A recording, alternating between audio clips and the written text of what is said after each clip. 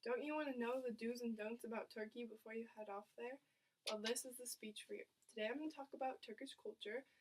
More specifically, I'm going to talk about things like etiquette, dining, gift giving, business, name calling, everything you need to know before you go to Turkey.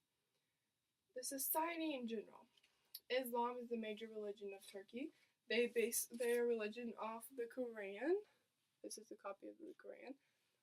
Kind of like most Americans base their religion off the Bible.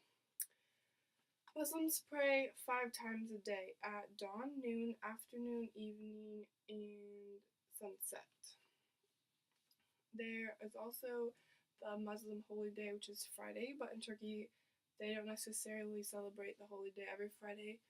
What they celebrate is the month of Ramadan, which is when they fast from dawn to dusk, including no eating, drinking, smoking, or gum chewing.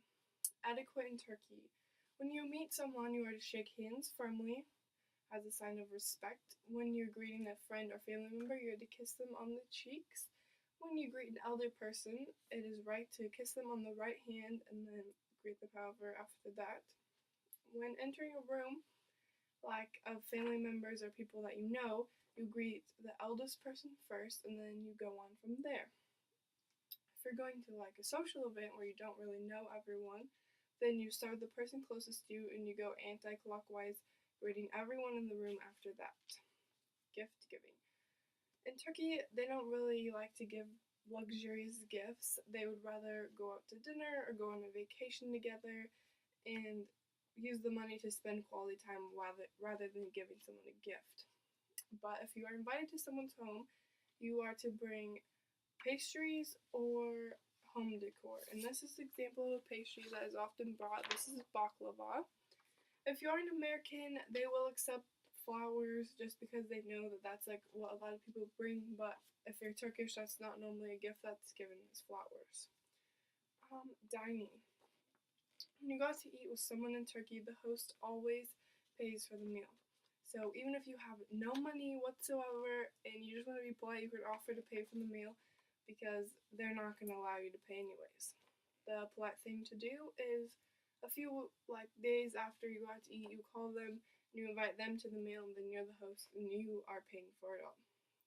Turkish meals usually include a meat, a bread, a salad, a soup, and alcohol is always served with the meal. They also take smoke breaks between the courses of the meal. And at the end of the meal, they serve coffee or tea. Now, the coffee and tea has a lot of grounds in the bottom, so you're not supposed to just drink the whole thing like you normally would in America. You are supposed to sip the coffee and tea while having a nice conversation. Business in Turkey. Turks do business with people they know. So what they're going to do before they do business with you is have a meeting with you, get to know you. They're going to ask you lots of personal questions. And if you try to jump to business and skip the personal questions, that's considered rude and they're probably not going to do business with you. Also in Turkey, they don't really have personal space. They get very close to you whenever they talk, and it's also considered rude if you step away from that personal bubble. When talking to someone in the business world, you are to make eye contact. That is a very respectful thing. That's all for business. And names. After a man's first name, you say Bey. So if his name was Gavin, it would be Gavin Bey. After a woman's first name, you say Hanım. So if that was me, it would be Caroline Hanım. If they have a title, you say at the beginning, just like you would do here. So it would be like Dr. Caroline Hanım or Dr. Gavin Bey. When you're addressing someone you don't know, you say Efendim, which means my master. So people like taxi drivers or waitresses and waiters, they're probably going to call you Efendim because you're paying them to do it, so technically you're the master.